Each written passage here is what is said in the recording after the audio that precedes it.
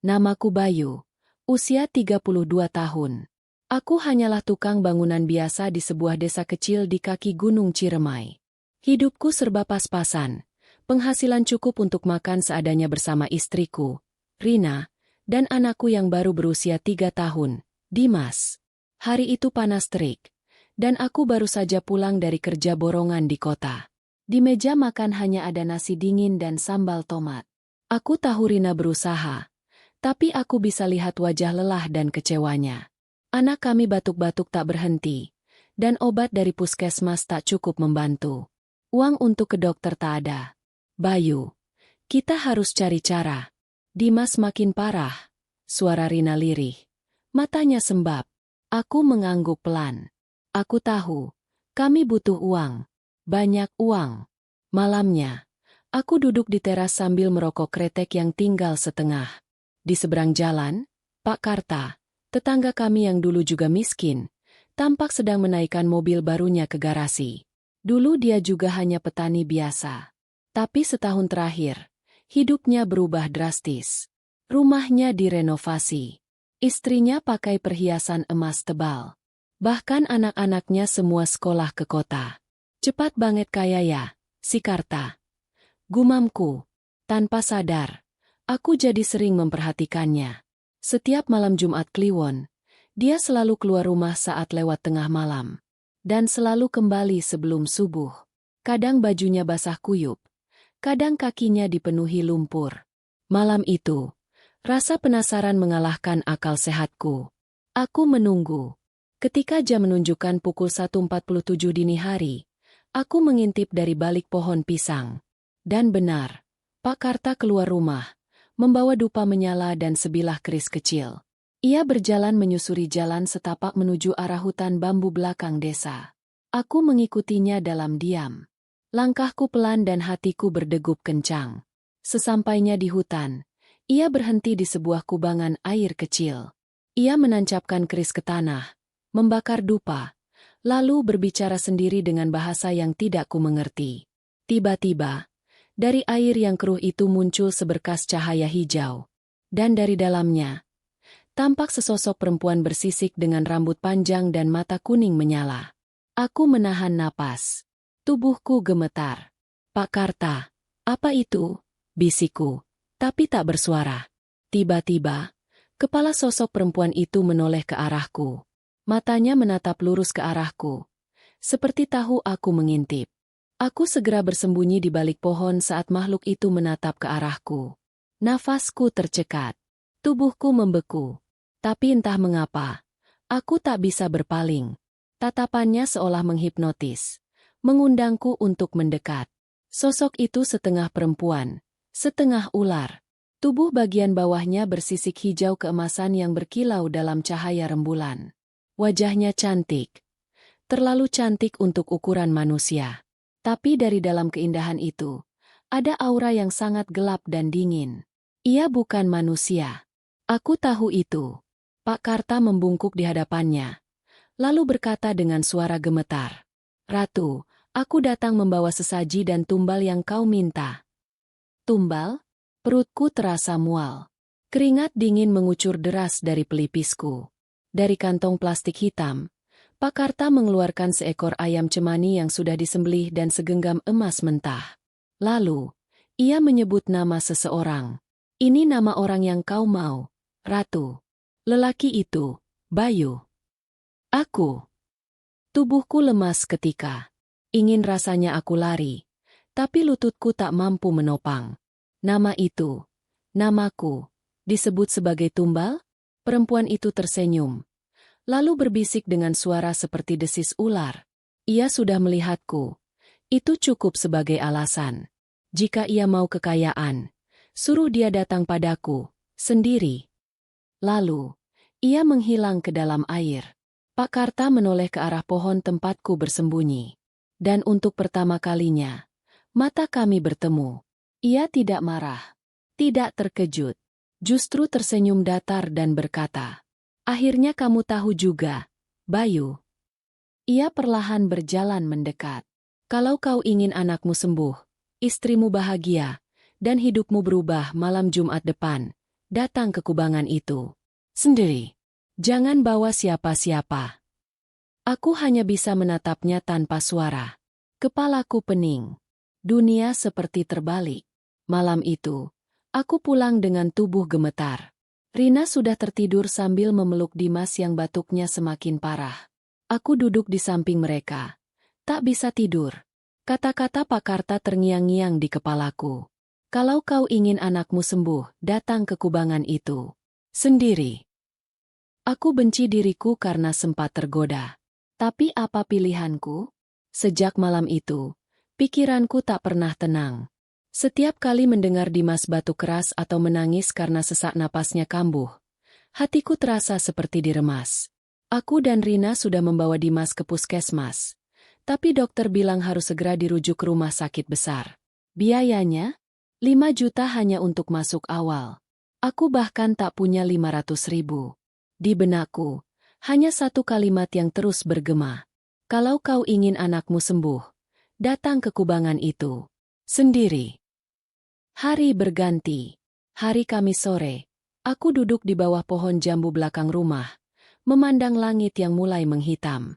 Angin sore membawa suara desiran bambu dari arah hutan.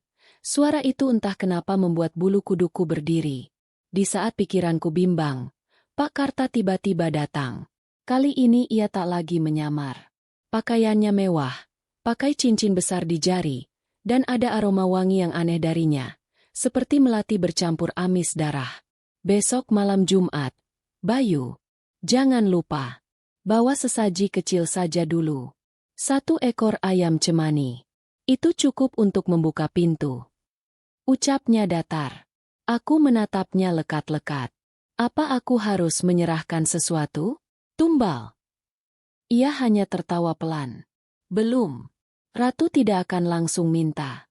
Tapi semua kekayaan ada harga. Kalau kau serius, jangan banyak tanya. Lakukan. Sore itu aku pergi ke pasar gelap di desa sebelah. Dengan sisa uang tabungan, aku membeli ayam cemani. Tubuhnya hitam legam, matanya merah. Pedagangnya bahkan tak mau menatapku lama. Kamu tahu buat apa beli beginian? Hati-hati, katanya. Malam pun tiba. Malam Jumat Kliwon. Langit gelap tanpa bintang. Angin dingin berembus kencang dari arah hutan. Jam menunjukkan pukul 1.03. Aku meninggalkan rumah diam-diam. Rina dan Dimas sudah tidur. Jantungku berdegup kencang saat melangkah ke arah kubangan itu. Setiap langkah terasa seperti menuju ke neraka. Sesampainya di tempat itu, suasananya benar-benar berbeda. Kabut putih menutupi tanah. Suara burung hantu terdengar dari kejauhan.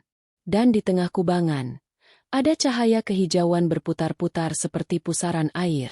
Aku meletakkan ayam cemani di tepi air dan menunggu. Tiba-tiba, air itu mendidih. Dari dalamnya, muncul sosok perempuan itu lagi. Cantik, berwibawa, dan mengerikan. Kulitnya mengilat seperti sisik ular, dan matanya bersinar kuning seperti obor gaib. Bayu, kau datang. Suara itu menggema seperti masuk langsung ke dalam batinku. Apa yang kau inginkan? Aku menunduk dalam ketakutan, dan berkata lirih. Anakku, aku ingin anakku sembuh. Ia tersenyum, lalu mengangkat tangannya. Kau akan mendapatkannya. Tapi ingat semua ada gantinya. Kau tak bisa mundur sekarang. Lalu ia menjulurkan lidah bercabangnya, dan mendesis pelan. Kita sudah terikat. Air kubangan berputar keras. Aku terhempas ke belakang. Pandanganku gelap. Saat terbangun, aku sudah ada di rumah. Di tempat tidurku. Ayam cemani itu hilang. Dan di genggaman tanganku, ada sepotong emas mentah sebesar jari telunjuk. Rina terbangun karena Dimas menangis. Tapi untuk pertama kalinya, ia tidak batuk. Nafasnya ringan. Wajahnya cerah. Aku hanya bisa menatap mereka. Penuh rasa bersalah. Pagi harinya, Dimas benar-benar terlihat sehat. Nafasnya tak lagi berat. Batuknya hilang. Dan wajahnya cerah seperti anak-anak pada umumnya. Rina menatapku haru sambil menangis. Mas, ini mukjizat. Dimas sembuh. Aku hanya bisa mengangguk. Tapi di dalam hati, aku tahu ini bukan mukjizat. Ini adalah awal dari sesuatu yang kelam. Aku menyembunyikan emas mentah itu di bawah lantai kayu kamar. Setiap melihat benda itu, bulu kuduku merinding. Tapi anehnya, semakin lama kupandangi, semakin terasa menggoda.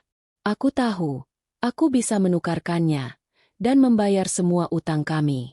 Bahkan lebih dari itu. Siangnya, Pak Karta datang lagi. Kali ini, ia membawa 2 buah emas serupa.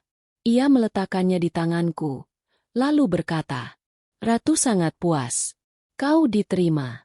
Sekarang waktunya kau bekerja." Aku menatapnya curiga. Apa maksudnya? Pak Karta menunduk, lalu berbisik, "Cari 1 orang. 1 saja. Yang sedang putus asa seperti dirimu dulu. Bujuk dia datang ke kubangan itu. Biarkan ratu yang urus sisanya." Aku terdiam. Perutku mual. Jadi, aku harus menjebak orang lain. Pak Karta hanya tertawa kecil. "Ini jalanmu sekarang. Atau kau ingin dimasakit lagi? Atau istrimu hilang, seperti yang pernah terjadi pada orang-orang sebelum kamu?" Aku ingin menolak. Aku ingin mundur. Tapi dalam hati, ketakutan itu tumbuh. Bukan cuma takut pada Nyi Blorong, tapi juga pada kemungkinan semua kebahagiaan yang baru saja kudapatkan akan direnggut kembali. Selama 2 hari aku gelisah. Aku tidak tidur, tidak makan. Aku hanya termenung, menatap Dimas yang mulai belajar berjalan lagi, dan Rina yang tertawa bahagia saat memasak. Namun, malam ketiga, aku mendengar suara di luar jendela. Desisan lembut, seperti suara ular di antara ilalang. Aku intip, dan di bawah pohon mangga belakang rumah, berdiri sosok perempuan berambut panjang, tubuhnya berselimut kabut. Wajahnya cantik, tapi sorot matanya tajam. Itu dia, Nyi Blorong. Suara desisnya menyusup masuk ke dalam pikiranku. "Beri aku 1, atau kau yang jadi gantinya." Tubuhku gemetar. Aku bangkit dari tempat tidur. Langkahku tak terkontrol. Aku tahu, aku harus memilih seseorang. Tapi siapa? Malam itu aku tidak bisa tidur. Bayangan Nyi Blorong terus menghantui pikiranku. Wajah cantiknya menyimpan kebengisan yang tak terlukiskan. Ancamannya terus bergema di telingaku. "Beri aku 1, atau kau yang jadi gantinya." Aku duduk di depan rumah dengan tangan gemetar. Rokokku habis tanpa terasa, dan keringat dingin membasahi punggung meskipun angin malam begitu menusuk. Pikiranku liar.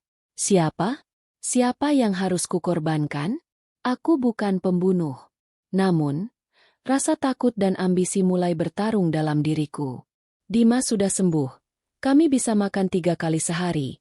Rina bahkan tertawa lagi seperti dulu. Semua terasa sempurna. Dan aku tak sanggup kehilangan itu semua. Di tengah malam, seseorang menepuk pundakku dari belakang. "Astaga, Jumadi!" Bikin jantungku copot. Kataku, Jumadi, teman lamaku, tampak jauh lebih kurus dari terakhir kali aku melihatnya. Matanya cekung, rambutnya awut-awutan. Ia duduk di sampingku, menghela napas panjang. "Bayu, aku butuh bantuan," katanya. Suaranya lirih, nyaris seperti bisikan. "Aku kehilangan kerja. Istriku kabur. Anakku sakit keras. Aku nggak punya siapa-siapa lagi. Aku cuma pengen semuanya balik kayak dulu." Tubuhku merinding. Ia melanjutkan, "Kau pernah bilang ada jalan, kan? Yang waktu itu. Tentang sesuatu di hutan." Aku tercekat. Jumadi menatapku penuh harap. "Kalau memang itu nyata, aku mau. Aku sudah nggak punya apa-apa lagi." Hatiku menjerit. Tapi wajah Nyi Blorong melintas lagi. Lidah bercabangnya, tatapan tajamnya, suaranya yang memerintah. Aku menunduk dalam-dalam. "Besok malam, ikut aku. Tapi kau harus siap. Jangan pernah menyesal." Jumadi mengangguk cepat. Matanya berkaca-kaca. "Asal anakku sembuh, aku rela apa saja." Dalam hati, aku berteriak, "Maafkan aku, teman." Malam itu aku menyiapkan segala sesuatu dengan hati berat. Di bawah sinar bulan purnama yang pucat, aku membawa Jumadi ke tempat itu, kubangan keramat di tengah hutan bambu. Tempat yang sama di mana aku dulu bersimpuh, dan di mana Dimas sembuh seketika. Langkah kami pelan dan hening. Hanya suara serangga malam dan desir angin yang menyertai. Sesekali Jumadi bertanya, "Bayu, ini aman, kan?" Aku menjawab dengan suara datar. "Tak ada jalan kembali begitu kau sampai di sini." Sesampainya di kubangan, airnya kembali hitam pekat dan berkilauan di bawah cahaya bulan.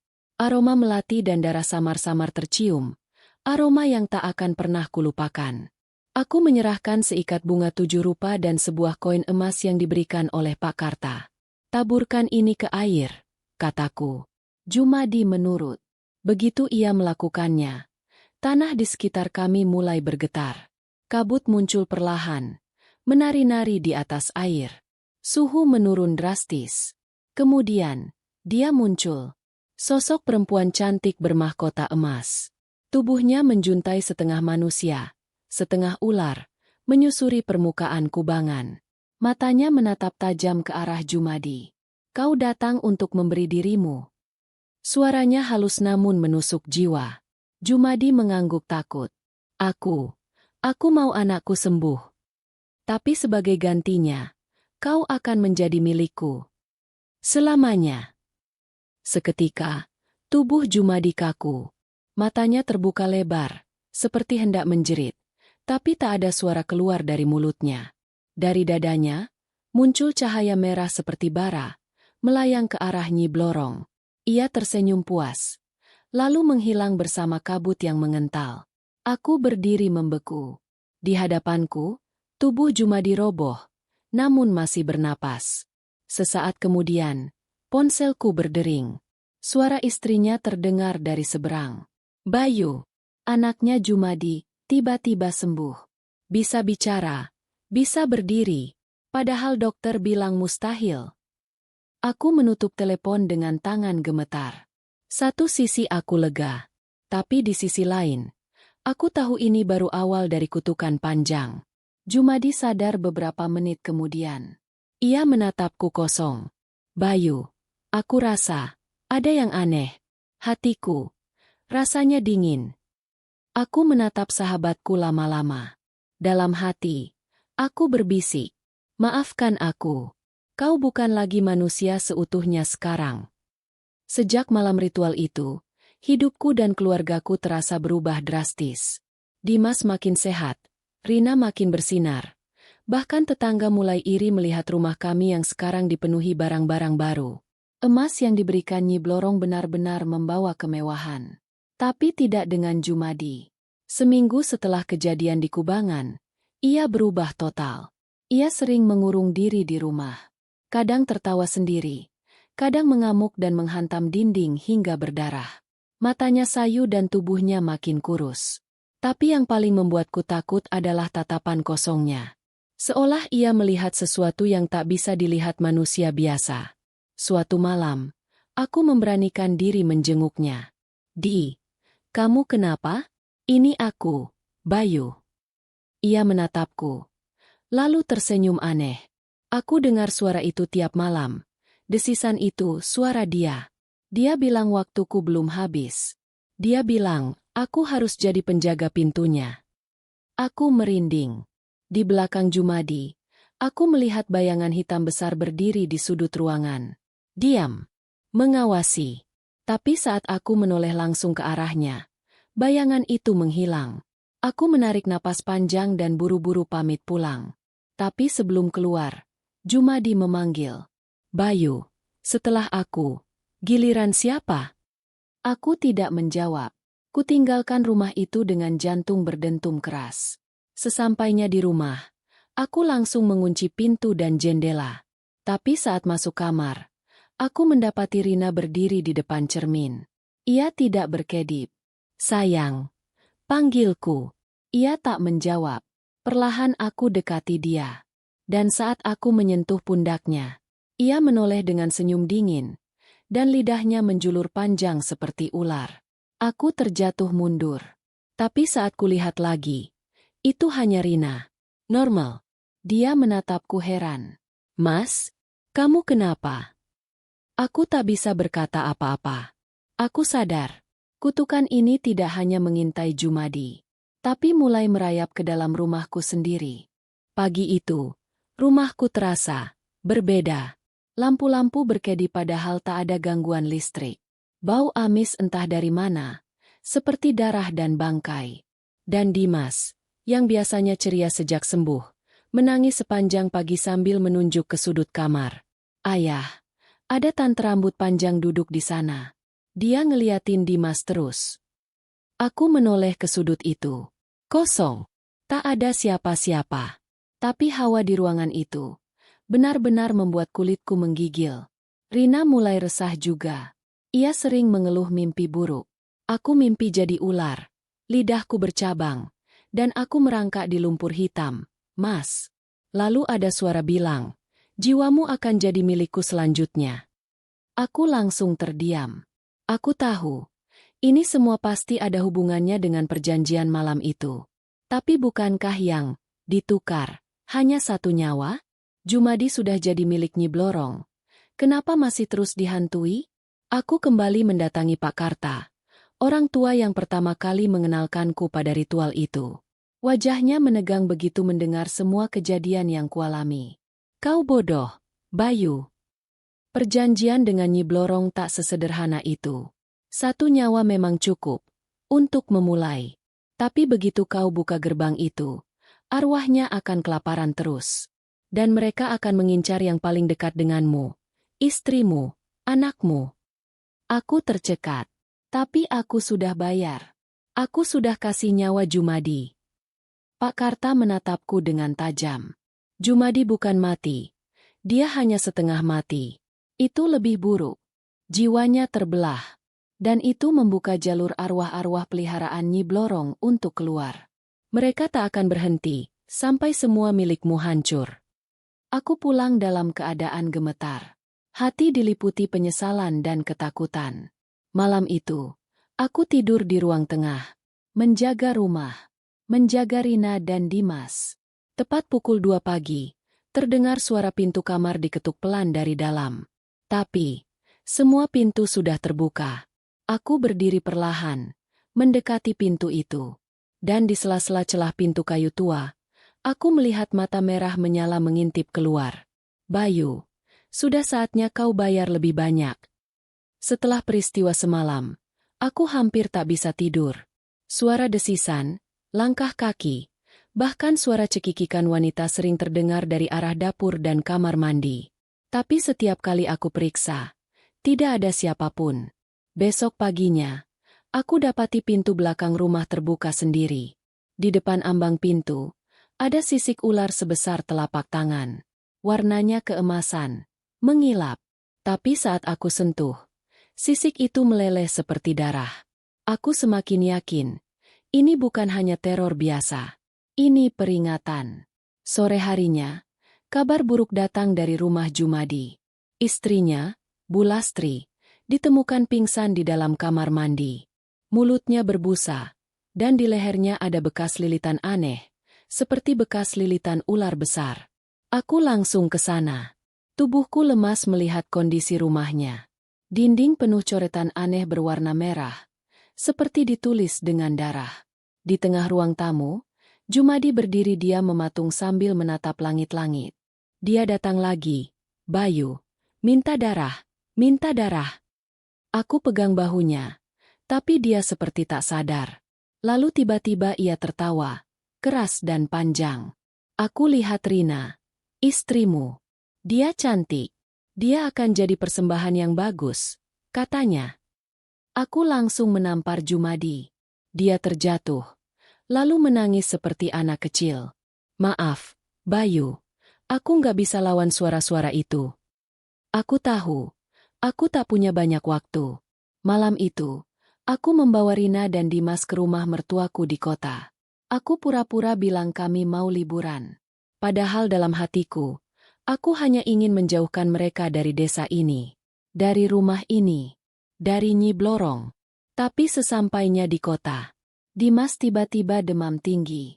Tubuhnya menggigil, dan matanya berputar ke atas sambil berkata hal yang membuat darahku membeku. Bunda, di balik dinding hotel ini, ada tanti yang bawa keranda. Katanya ayah bohong. Aku panik. Aku guncang tubuhnya, dan dia kembali sadar. Rina menangis ketakutan. Mas, kita dikejar sesuatu ya? Apa ini semua karena emas itu? Aku hanya bisa menunduk. Aku tak bisa berbohong lagi. Iya, Rin, ini semua salahku. Aku yang buka pintunya. Kami menginap di hotel kecil di pinggiran kota. Rina masih gelisah, sementara Dimas terus demam tinggi, meski sudah dibawa ke dokter. Anehnya, hasil medisnya normal.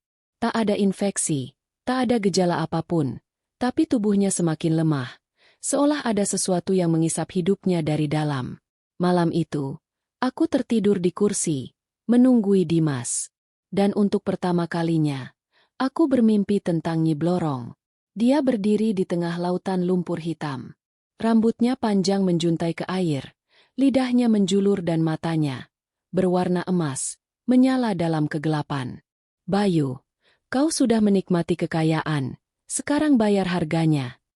Aku berusaha mundur, tapi kakiku terbenam dalam lumpur. Nyi Blorong mendekat. Ular-ular bermunculan dari balik rambutnya, mendesis dan merayap ke arahku. Pilih satu, istrimu, atau anakmu. Salah satu harus kembali menjadi milikku. Aku menjerit. Tidak, ambil aku saja.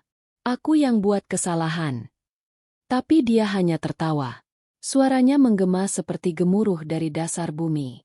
Kau bukan cukup berharga. Tapi mereka, darahmu, jiwa mereka manis. Aku terbangun dengan napas memburu. Dimas sudah tak bergerak. Aku langsung mengguncang tubuhnya. Panik. Tapi syukurlah, ia masih bernapas, hanya pingsan. Di lehernya, ada luka gores seperti cakaran halus. Di bawah bantal, kutemukan sisik emas seperti kemarin. Tapi kali ini, bentuknya seperti mata ular. Aku tahu, aku tidak bisa lari. Pagi itu aku kembali ke desa. Sendirian. Aku datangi rumah Pak Karta lagi, minta bantuan. Ia menolak. Aku sudah bilang, Bayu, kau sudah mengikat janji. Jalan keluar cuma satu.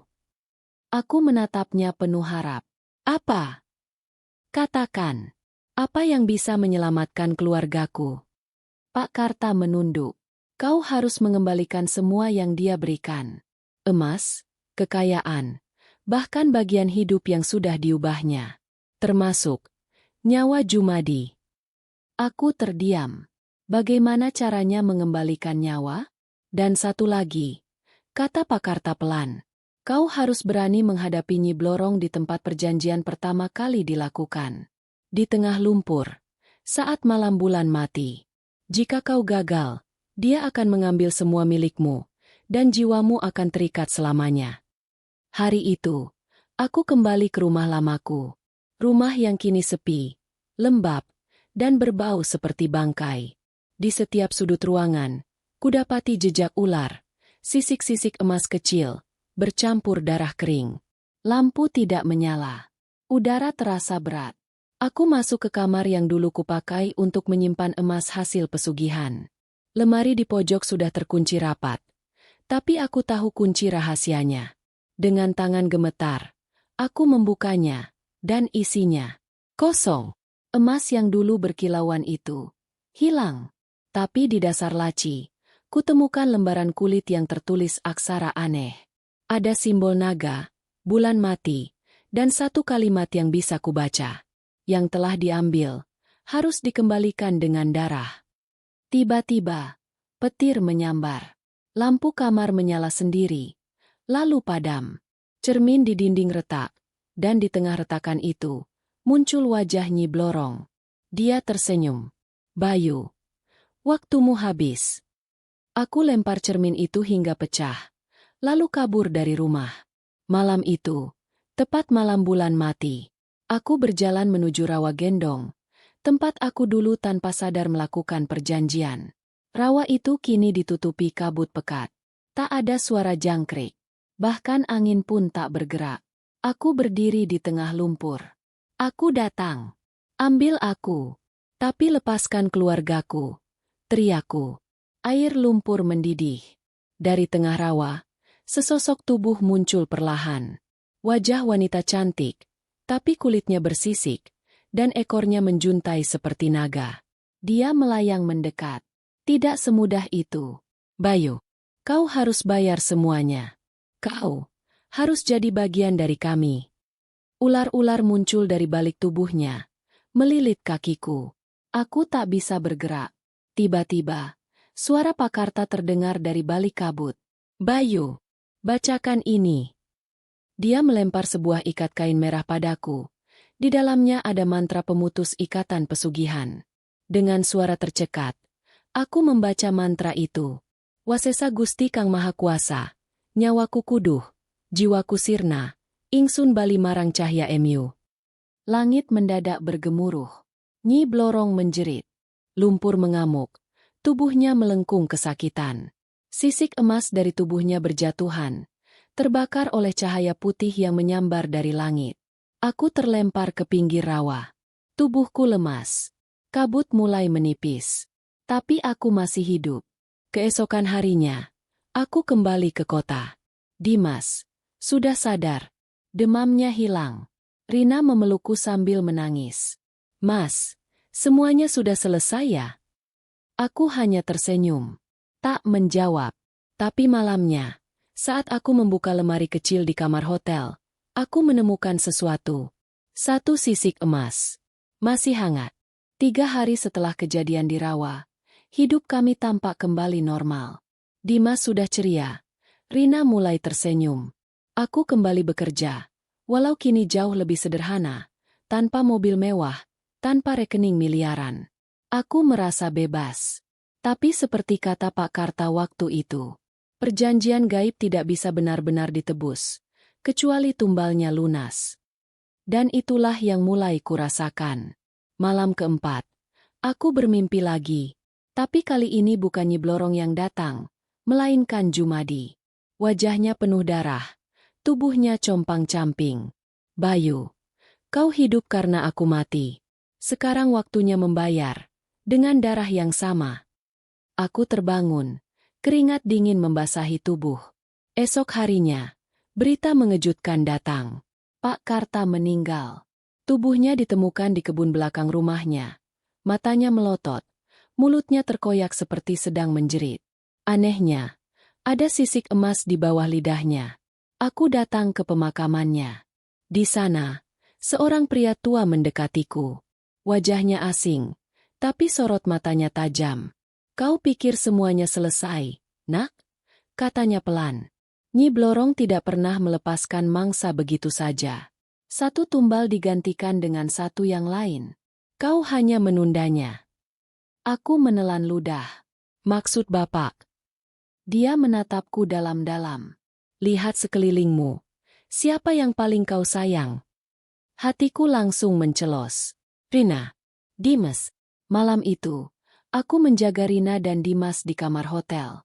Aku tidak tidur, hanya duduk sambil memegang pisau kecil dan segelas air doa dari Ki yang kukunjungi diam-diam.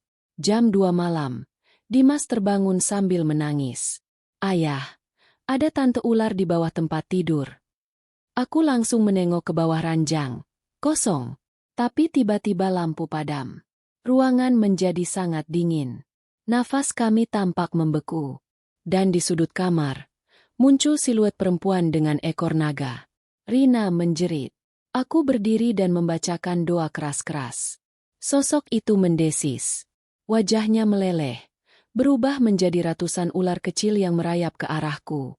Aku siramkan air doa ke arahnya, tapi itu hanya membuat dia tertawa. Kau pikir doa bisa menebus darah? Keluargamu sudah jadi milikku sejak pertama kau menandatangani perjanjian. Aku berteriak. Aku akan bayar. Jangan ambil mereka.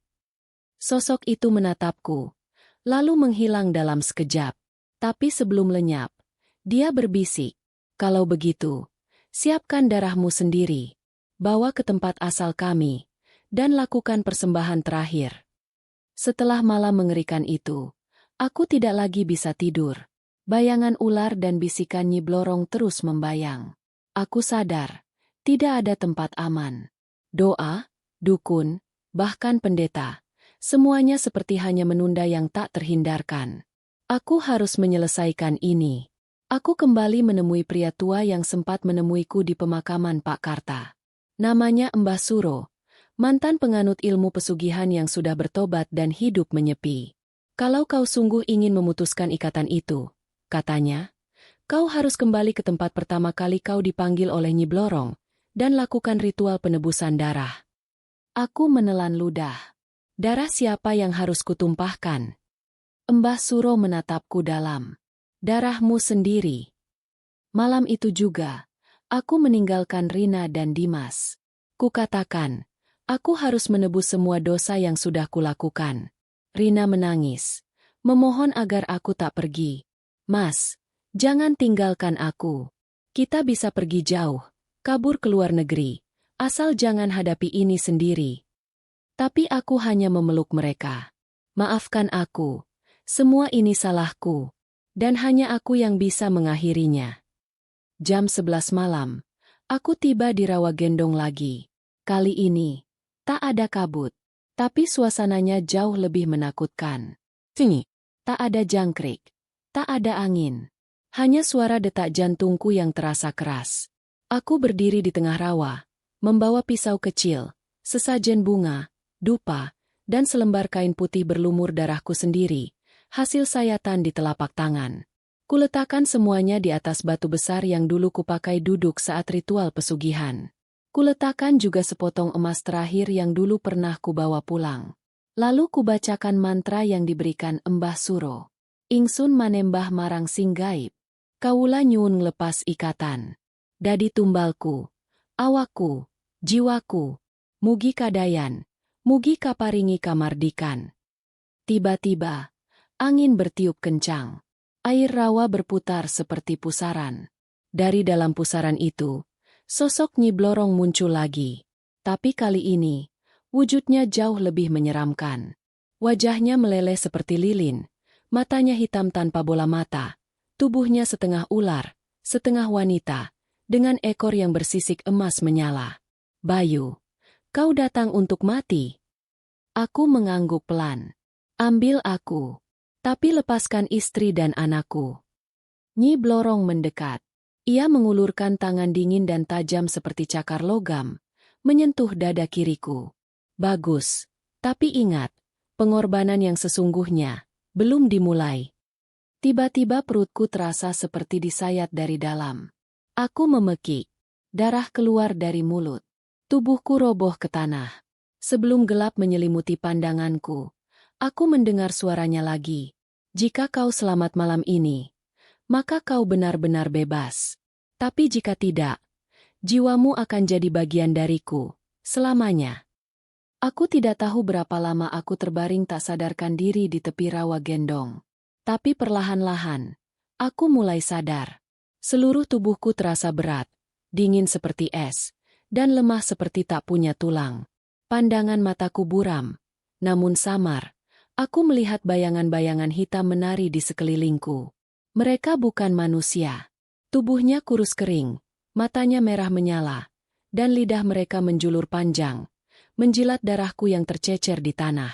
Aku mencoba bangun, tapi tidak bisa. Lalu, tiba-tiba aku merasakan sesuatu merayap ke leherku. Seekor ular hitam besar. Ia melingkar di leherku, menatap mataku dengan tatapan kosong. Lalu, berbicara, "Bayu, kau belum selesai. Antara hidup dan mati, kau harus memilih. Tapi ingat, pilihanmu membawa harga." Aku terbawa ke dalam alam lain. Langit merah, tanah berpasir hitam. Di hadapanku berdiri singgasana emas besar. Tempat Nyi Blorong duduk mengenakan mahkota ular. Di bawah kakinya, banyak sosok manusia terikat rantai. Mereka semua mantan pemuja yang gagal menepati janji. Aku dipanggil ke depan. "Bayu." Aku kagum. Sedikit sekali manusia yang berani menyerahkan darahnya sendiri. Tapi kau belum membayar penuh. Karena ikatan kita adalah jiwa. Aku mencoba berkata-kata, tapi mulutku terkunci. Tubuhku dipaksa berlutut. Kau ingin bebas? Maka korbankan ingatanmu. Semua kenanganmu bersama istrimu, anakmu, akan aku ambil. Kau akan hidup, tapi sebagai manusia kosong. Tanpa cinta, tanpa masa lalu. Hatiku seakan diremukan. Atau, tetaplah di sini, bersamaku. Jadi bagian dari kerajaanku, selamanya. Tiba-tiba, suara lirih terdengar dari kejauhan. Mas, jangan tinggalkan kami. Rina. Dan suara tangis kecil. Ayah, pulang, ya. Dimas. Aku menjerit. Dari lubuk hatiku, aku mengumpulkan sisa keberanian terakhir dan berteriak. Tidak, aku tidak akan menyerahkan cintaku. Ambil tubuhku, ambil jiwaku, tapi bukan ingatanku. Langit bergemuruh. Rantai-rantai di kaki para arwah mendadak pecah. Sosok Nyi Blorong bangkit dari singgasananya. Menjerit keras seperti petir memecah bumi. Kau menolak anugerahku. Kau akan menyesal. Lalu semuanya gelap. Aku terbangun dengan napas terengah-engah. Langit sudah mulai terang. Aku masih di tepi rawa gendong. Tubuhku lemah, penuh luka, tapi aku masih hidup. Di tanganku, tergenggam emas terakhir yang kini berubah menjadi batu hitam. Dan untuk pertama kalinya, tidak ada bayangan, tidak ada ular, tidak ada bisikan. Nyi Blorong benar-benar pergi. Sudah 3 hari sejak aku terbangun di tepi rawa gendong. Aku pulang dengan tubuh ringkih. Luka belum sembuh sepenuhnya. Tapi Rina dan Dimas menyambutku seperti aku kembali dari kematian. Dan memang benar. Aku nyaris tidak kembali. Segalanya tampak tenang, tapi hati kecilku tahu, belum semuanya selesai. Malam pertama setelah kepulangan, aku terbangun karena mendengar suara kerincingan dari kamar Dimas. Saat aku buka pintunya, anakku tertidur pulas. Tapi di lantai, ada sisik emas kecil, dan jendela sedikit terbuka. Padahal aku yakin sudah menutup semuanya. Pagi harinya, aku membuang sisik itu ke sumur tua di belakang rumah.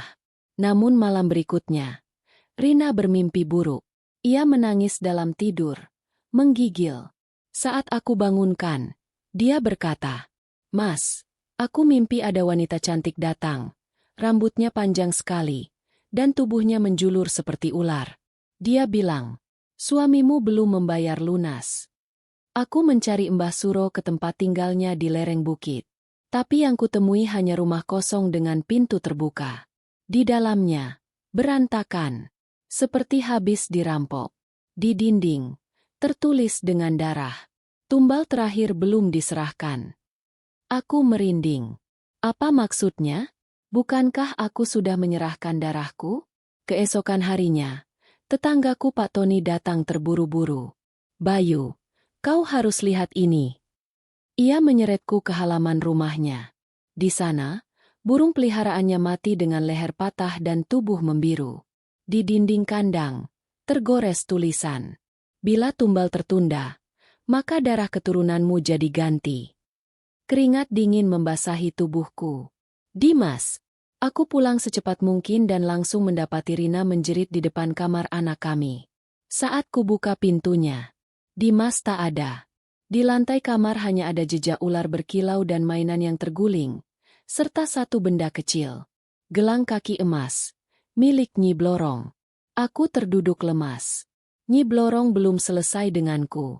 Dan kini, dia menagih tumbal, dari darah dagingku sendiri. Aku tidak membuang waktu. Begitu sadar bahwa Dimas telah diambil, aku segera mengambil benda pusaka peninggalan Mbah Suro, keris kecil berbalut kain mori, yang sempat diserahkan kepadaku beberapa waktu lalu.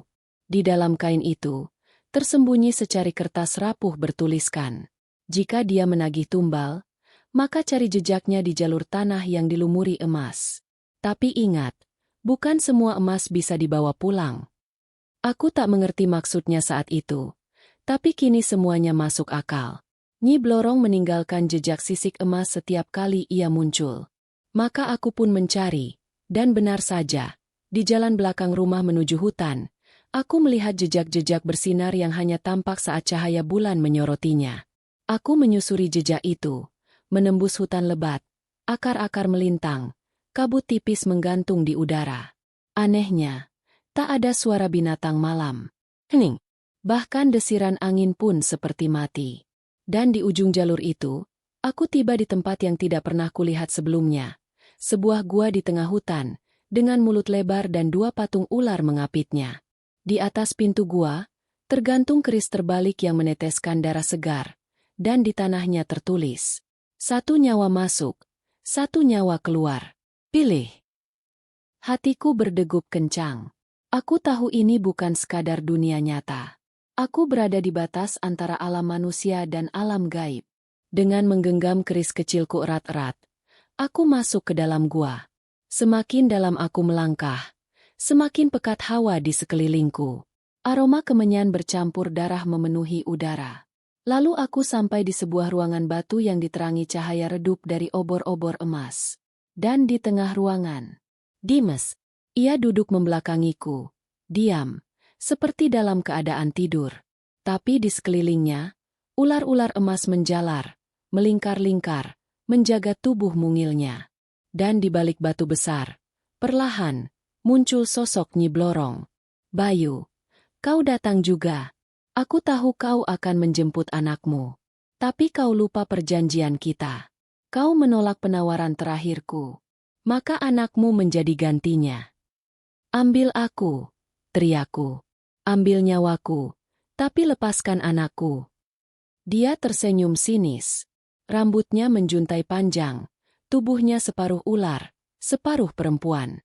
Mata emasnya bersinar seperti bara. "Kau pikir semudah itu? Sekarang, bukan aku yang memilih, tapi dia." Nyi Blorong mengangkat tangan. Salah satu ular menjulur ke arah Dimas, menyentuh keningnya. Tiba-tiba, anakku terbangun, tapi matanya kosong. Nafasnya berat, dan ia perlahan berkata, "Ayah, kenapa menyerahkan aku?" Hatiku hancur, tapi aku sadar, ini bukan Dimas. Itu ilusi, sebuah permainan batin untuk melemahkanku. Aku maju, genggam keris, lantunkan doa yang pernah diajarkan Mbah Suro. Cahaya putih mengalir dari ujung kerisku.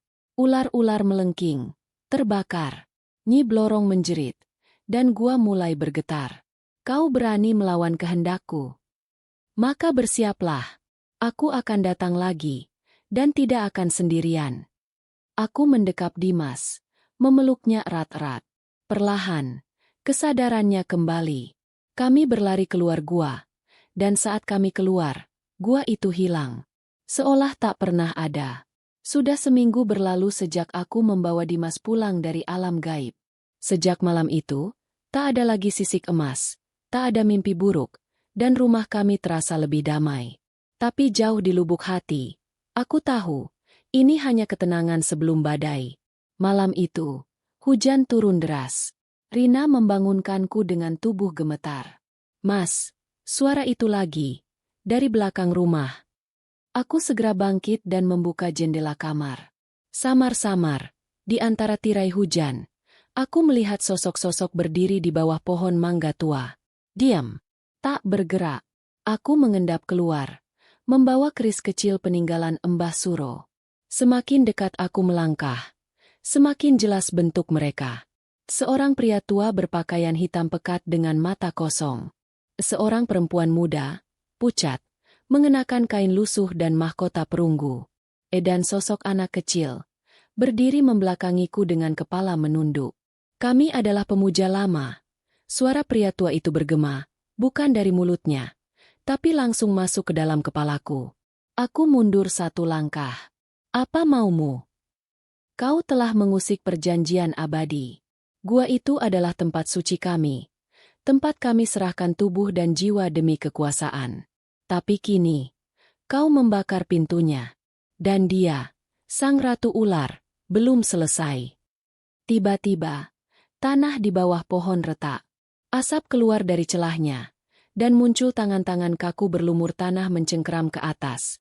Kuburan lama yang bangkit. Sosok-sosok itu bukan manusia lagi. Mereka adalah korban pesugihan. Para pemuja yang dahulu menyerahkan tubuh mereka pada Nyi Blorong demi kekayaan. Dan kini, mereka bangkit untuk menagih darahku. Aku berlari ke dalam rumah, mengunci pintu dan membaca semua doa yang kutahu. Rina memeluk Dimas erat-erat di pojok ruangan. Aku sempat ragu, tapi kemudian teringat pesan terakhir Mbah Suro. Jika kau benar-benar ingin memutus kutukan, cari makam pendiri perjanjian. Dia disegel di tanah timur desa. Hanya di sanalah kekuatan lama bisa dikembalikan atau dimusnahkan. Keesokan harinya, aku pergi ke Tanah Bengkok, sebuah lahan tak bertuan di timur desa. Konon dulunya adalah tempat hukuman mati.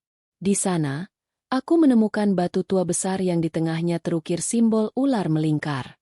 Dan saat aku menancapkan keris Mbah Suro ke atas batu itu, tanah berguncang, angin menderu, dan dari balik pohon-pohon kering, sosok berjubah merah muncul. Wajahnya rusak, terbakar, dan di tangannya, sebuah manik-manik perak yang berdenyut seperti jantung. Akhirnya kau datang, Bayu. Namaku Ki Sampar. Aku pemuja pertama, dan terakhir, yang pernah mencoba melawan Nyi Blorong. Tapi aku gagal. Sekarang, giliranmu. Selesaikan apa yang pernah aku mulai. Ki Sampar berdiri di hadapanku, rapuh tapi menggetarkan. Tubuhnya seperti dibentuk dari luka masa lalu. Bekas luka bakar menutupi wajah dan tangannya. Tapi tatapannya tajam, penuh dendam yang belum tuntas. Dulu, aku percaya bisa mengalahkan Nyi Blorong sendirian. Tapi kekuatan Ratu Ular bukan milik satu orang untuk dilawan. Dia terikat oleh perjanjian, dan hanya melalui ritual pemutus ikatan, kutukannya bisa dihancurkan. Apa yang harus kulakukan? Tanyaku, menahan rasa takut yang mulai menjalar. Ki Sampar membuka gulungan kain hitam dari balik jubahnya, mengeluarkan lembaran lontar tua yang menghitam di bagian tepinya. Simbol-simbol aneh tertulis di sana, sebagian bercampur dengan darah yang telah mengering. Ritual ini memerlukan 3 syarat. 1. Darah keturunan pemuja. 2. Tulang leluhur pertama. 3. Bayangan ular dari tubuh korban pesugihan. Tanpa ketiganya, ikatan akan abadi. Hatiku tercekat. Darah keturunan pemuja? Gumamku. Ki Sampar mengangguk. Iya, kau, Bayu, adalah cucu dari Mbah Kromo, pemuja lama yang dulu menjual anaknya demi kekayaan. Kau adalah bagian dari ikatan itu. Dunia seolah runtuh di sekelilingku. Aku, keturunan pesugihan? Takdir memang tak bisa kau pilih, Bayu. Tapi kau bisa memilih mengakhirinya. Kami memulai pencarian. Di malam pertama, aku dan Ki Sampar menggali kuburan Mbah Kromo, di lereng Bukit Sunyi yang sudah tak terurus. Di sana kami temukan tulang kering yang dibungkus kain putih dengan sisik ular yang masih menempel. Aneh, tak ada bau busuk, hanya hawa dingin dan tekanan aneh di udara. Langkah kedua, mencari bayangan ular dari tubuh korban pesugihan. Ki Sampar membawaku ke rumah tua kosong di pinggir desa, konon milik seorang saudagar kaya yang hilang secara misterius. Dan di sana, kami temukan mayat tua tergantung di loteng, dengan tubuh mengering, dan bayangan di temboknya membentuk seekor ular raksasa meski tak ada cahaya yang masuk. Itu bukan sekadar bayangan, itu sisa ikatan jiwanya, kata Ki Sampar. Kami mengambil bagian dari tembok itu, memotong batuannya dan menyimpannya sebagai bayangan terakhir. 3 syarat kini terkumpul. Ritual akan dilakukan di batu pemisah, tempat di mana Nyi Blorong pertama kali dipanggil ke dunia ini. Menurut Ki Sampar, malam purnama terakhir dalam bulan Jawa ini akan menjadi satu-satunya kesempatan. Tapi saat malam itu tiba, rumahku diserang. Rina menjerit. Aku berlari masuk ke kamar Dimas, dan kulihat tubuh kecil anakku melayang di udara, dikelilingi sisik-sisik emas yang berputar seperti pusaran angin. Di pojok ruangan, bayangan Nyi Blorong mulai muncul, besar, menjulang, dan menatapku dengan mata emas membara. Kau pikir bisa memutus ikatan tanpa bayarannya? Maka kali ini, Bukan Dimas, tapi kau yang akan kuambil. Aku mengangkat keris. Tapi Nyi Blorong hanya tertawa, dan tubuhku terlempar ke tembok, darah mengucur dari pelipis. Kita belum selesai, Bayu. Bawa semua syarat itu ke batu pemisah. Jika gagal, satu keturunanmu akan hilang setiap malam purnama. Aku terkapar, tapi tekadku bulat. Ritual harus dilakukan. Apapun risikonya. Malam itu, aku, Ki Sampar, dan Rina, yang bersikeras ikut demi Dimas, berjalan menuju batu pemisah. Batu besar berlumut yang konon merupakan titik perjanjian pertama antara manusia dengan Ratu Ular, Nyi Blorong. Langit tertutup awan tebal, tetapi di baliknya, bulan purnama bersinar pucat, seolah menanti pengorbanan malam ini. Tempat ini adalah gerbang antara dunia kita dan alamnya, ujar Ki Sampar dengan suara pelan. Begitu ritual dimulai, tak ada jalan kembali. Kami membentuk lingkaran di sekeliling batu. Di tengah, Ki Sampar menghamparkan tulang Mbah Kromo, fragmen tembok berbayang ular, dan tetesan darahku sendiri, sebagai keturunan pesugihan. Ki Sampar mulai melantunkan mantra kuno dari lembaran lontar yang ia bawa. Bahasanya tak ku mengerti, tapi hawa dingin dan tekanan aneh mulai terasa. Tanah bergetar, angin mengamuk. Lalu, dari dalam batu muncul retakan cahaya kehijauan, seperti mata ular yang terbuka perlahan. Batu pemisah telah terbuka, teriak Ki Sampar. Kita hanya punya waktu 7 menit sebelum gerbang itu menyerap segalanya. Tiba-tiba dari dalam cahaya itu, muncul ular emas raksasa. Tubuhnya panjang, sisiknya berkilau memantulkan cahaya bulan, dan dari kepalanya menjulur wajah wanita cantik setengah ular, Nyi Blorong. Beraninya kalian membuka pintu tanpa izinku. Ia menatapku tajam. Bayu, keturunan pengkhianat, leluhurmu membuat perjanjian, dan kau hendak memutuskannya? Maka kau harus menggantikan posisinya. Dia menjulur, melilit tubuhku. Dunia mulai kabur. Suara Ki Sampar terdengar sayup. Bayu, ucapkan mantra pemisahnya. Bacalah dari lontar ini, atau dia akan menyeret jiwamu. Dengan sisa tenaga, aku meraih lontar yang terjatuh, dan mulai membacanya. Tumbu Rahayu, Tumekaning Pamutus. Gelaraknaka Wisnu, Pamundut Sikarsa. Nyi Blorong menjerit, telingaku berdarah. Wajah cantiknya meleleh, berubah menjadi sosok ular utuh, gelap dan mengerikan. Dia menerjang ke arahku, tapi Ki Sampar berdiri di depan batu, lalu menusukkan keris ke dadanya sendiri sambil berteriak. Aku pembuka gerbang. Aku juga penutupnya. Tubuhnya menyala, terbakar oleh api kehijauan. Dan dalam sekejap, semua cahaya padam. Kami terlempar keluar dari lingkaran. Batu pemisah pecah menjadi 2 bagian. Tak ada cahaya, tak ada gerbang, hanya keheningan dan bau tanah basah. Ki Sampar tak lagi ada. Hanya abu yang tersisa. Rina menangis. Aku memeluknya, dan saat itulah kami menyadari, Dimas berdiri di belakang kami, terjaga, tersenyum kecil. Ayah, aku mimpi ular-ularnya pergi. Mereka nggak mau ganggu lagi. Aku memandang langit. Bulan purnama perlahan diselimuti awan. Dan untuk pertama kalinya dalam hidupku, aku merasa bebas. Tapi di balik itu semua, aku sadar, kutukan seperti ini tak pernah benar-benar hilang.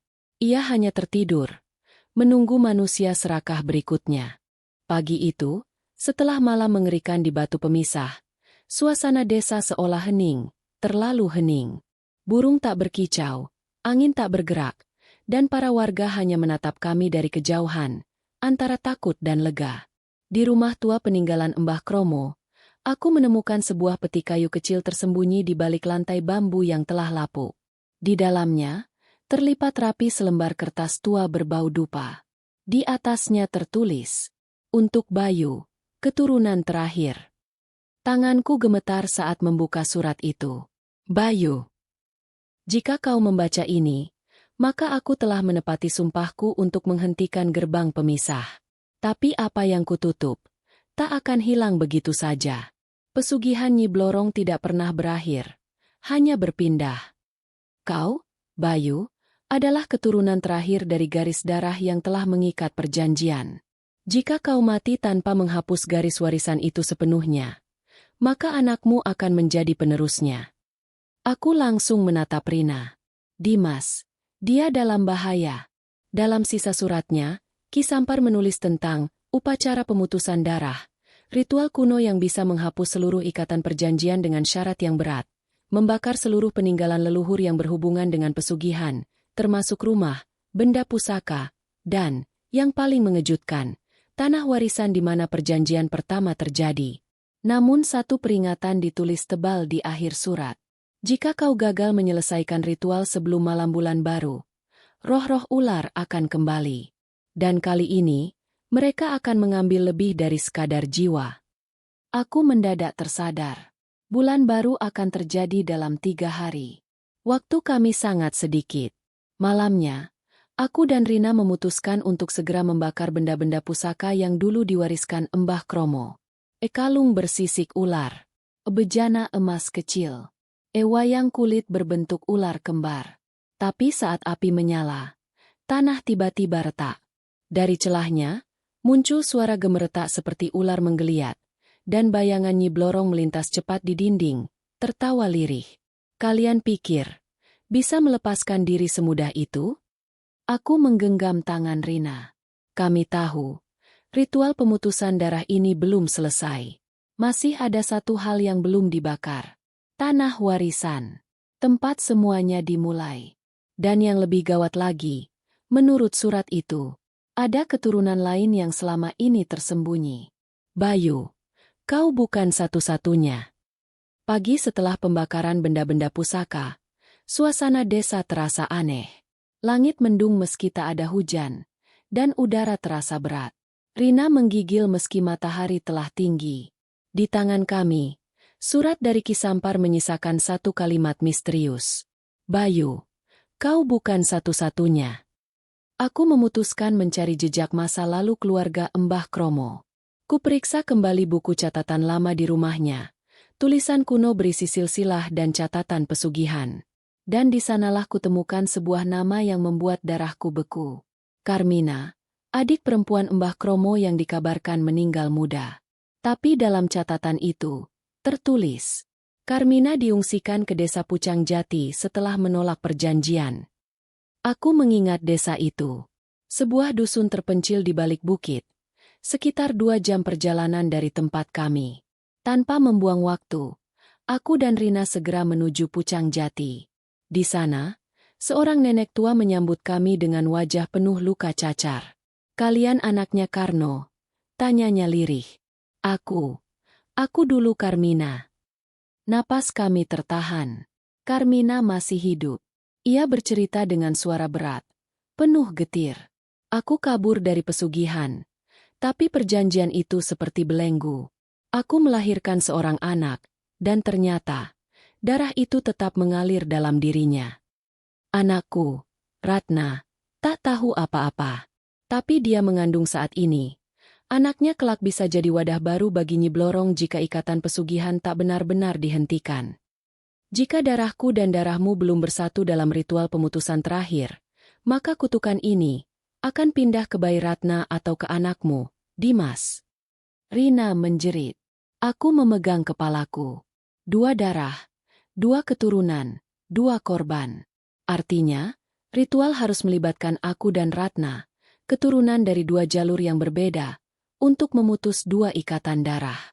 Kalau gagal, maka Nyi Blorong bebas memilih salah satu di antara mereka untuk dirasuki.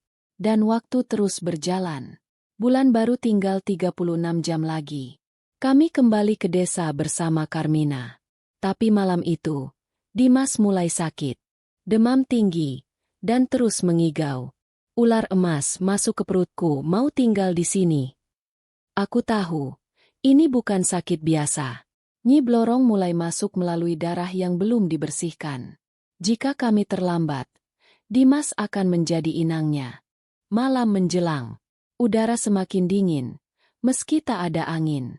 Di luar rumah, suara-suara asing mulai terdengar, seperti desisan ular bercampur bisikan-bisikan perempuan menangis. Carmina duduk di pojok ruangan, menggenggam tangan cucunya, Ratna, yang tampak lemah karena kehamilan yang mulai tua. Di sisi lain, aku duduk di samping Rina yang tak henti mengompres Dimas. Wajahnya pucat, matanya terkadang terbuka tiba-tiba, menatap kosong ke langit-langit. Bayu, dia akan jadi wadah, kalau kita tak cepat, bisik Carmina. Ritual pemutusan darah bukan sembarang ritual. Menurut naskah kuno yang Carmina simpan, darah dua keturunan harus dicampur dan diteteskan ke batu perjanjian, tempat awal mula Mbah Kromo dan Carmina dipaksa berikrar pada Nyi Blorong.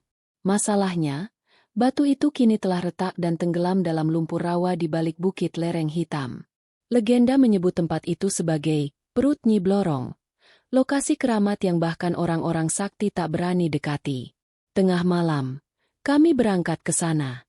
Aku, Ratna, Carmina, dan Rina yang membawa Dimas yang masih setengah sadar. Kami menyalakan obor, menembus kabut dan genangan lumpur berwarna kehijauan. Dan di sana, di tengah rawa, batu itu muncul. Retak, tapi bercahaya merah samar. Ular-ular kecil mulai muncul dari air, melingkar seperti sedang menunggu. Lakukan sekarang, seru Carmina. Aku dan Ratna sama-sama menggoreskan jari. Darah kami menetes ke batu itu. Batu itu bergetar, lalu menyala terang, tapi tak bertahan lama. Tiba-tiba, tanah terbelah. Sosok hitam berambut panjang, bermata kuning bersinar, muncul dari dalam lumpur. Ekor ular emas menjulur di belakangnya. Nyi Blorong, kalian pikir bisa memutuskan perjanjian tanpa bayar harga? Salah satu dari kalian harus tinggal bersamaku. Semua panik. Rina memeluk Dimas. Ratna terisak. Carmina berdiri dengan susah payah, lalu berkata, "Ambil aku saja. Aku yang membawa darah ini ke dunia. Biarkan anak-anak bebas." Nyi Blorong terdiam. Senyum liciknya berubah murka. "Terlambat, Carmina. Jiwa lamamu sudah kosong. Tapi darah segar yang kubutuhkan adalah dia." Menatap Dimas dan perut Ratna. "Aku tak bisa diam. Ambil aku. Jangan anak-anakku. Aku yang membawa semua ini kembali. Aku yang menggali masa lalu." Tapi Nyi Blorong hanya tertawa. "Kau bukan keturunan asli perjanjian." Tapi dia menunjuk Ratna. Tiba-tiba, cahaya putih menyilaukan datang dari batu.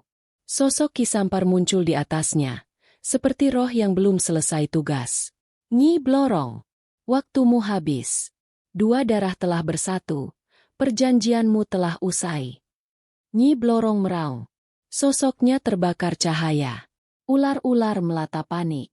Batu itu pecah, dan suara ledakan memenuhi rawa. Kami terbangun. Pagi hari, batu itu hilang.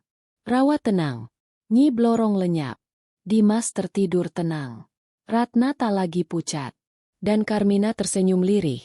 Sebelum tubuhnya perlahan lenyap menjadi abu putih, tugasnya sudah selesai. Pagi itu, mentari bersinar hangat. Untuk pertama kalinya sejak semua teror dimulai, kami bisa menarik napas lega. Dimas bangun pelan. Ia tak lagi mengigau atau menggigil. Matanya bening, polos seperti biasa. Ratna pun tampak sehat. Bayi dalam kandungannya tetap bergerak aktif, tanpa tanda-tanda gangguan gaib. Kami semua berkumpul di rumah Carmina yang kini kosong. Di tengah ruangan, hanya tersisa selendang tua dan cincin emas berukir naga, sisa peninggalan perjanjian kuno. Dia memilih untuk mengakhiri semuanya dengan cara paling damai. Gumam Rina sambil menatap abu putih Carmina yang telah kami kubur di balik rumah. Beberapa hari kemudian, desa kembali tenang. Namun bekas luka tidak hilang begitu saja. Banyak warga yang dulu terlibat pesugihan secara tidak langsung, mulai sakit, bahkan ada yang menghilang diam-diam keluar kota, mungkin karena rasa takut atau rasa bersalah. Ki Sampar, meski hanya tinggal sebagai roh penjaga terakhir, meninggalkan satu pesan dalam mimpi Bayu malam itu. Setiap kekuatan gaib yang lahir dari keserakahan akan terus mencari celah. Kalian telah menutup satu pintu. Tapi ingat, dunia ini penuh kunci dan lubang. Beberapa tahun kemudian, Ratna melahirkan seorang anak perempuan. Diberi nama Karminia, sebagai penghormatan untuk sang nenek yang menyelamatkan generasi berikutnya. Dimas tumbuh menjadi anak cerdas dan peka terhadap hal-hal gaib. Tapi tak lagi ada ular, tak ada bisikan, tak ada mimpi buruk. Bayu dan Rina pun memutuskan untuk meninggalkan desa itu, mencari awal baru di kota. Namun sebelum berangkat, Bayu memendam satu benda terakhir ke dalam tanah, cincin naga emas. Biar terkubur di sini selamanya.